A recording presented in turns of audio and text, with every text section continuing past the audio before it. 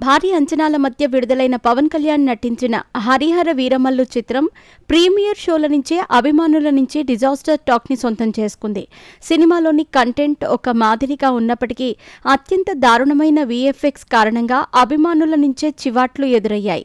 చాలా కాలం తర్వాత పవన్ సినిమాను వెండితెరపై చూసుకోవచ్చనే ఆనందంతో థియేటర్స్ కి వచ్చిన అభిమానులకు ఈ సినిమా ఊహించని షాక్ ఇచ్చింది.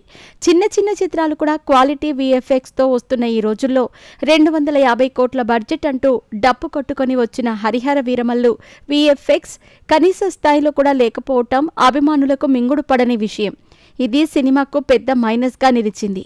సినిమాకు వచ్చిన నెగటివ్ టాక్ టికెట్ సేల్స్ పై బలమైన ప్రభావం చూపింది. బుక్ మై షో యాప్లో మొదటి రోజున గంటకు 20,000 టికెట్లు కూడా అమ్ముడుపోలేదు.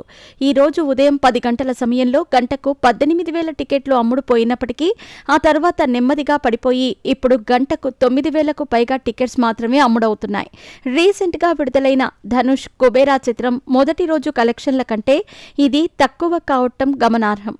ఒక స్టార్ హీరో సినిమాకు మొదటి రోజు ఇంత దారుణమైన పతనం ఈ మధ్యకాలంలో ఎప్పుడూ చూడలేదని సినీ వర్గాలు అంటున్నాయి.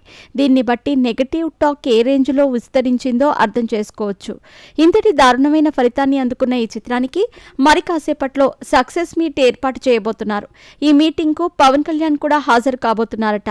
ఆయన ఒక సినిమాకు ప్రమోషన్స్ చేయటం చాలా అరుదుగా చూస్తూ ఉంటాం. అలాంటిది ఈ సినిమా కోసం ఆయన కష్టపడి మరీ ప్రమోట్ చేస్తూ ఉండటం విశేషం.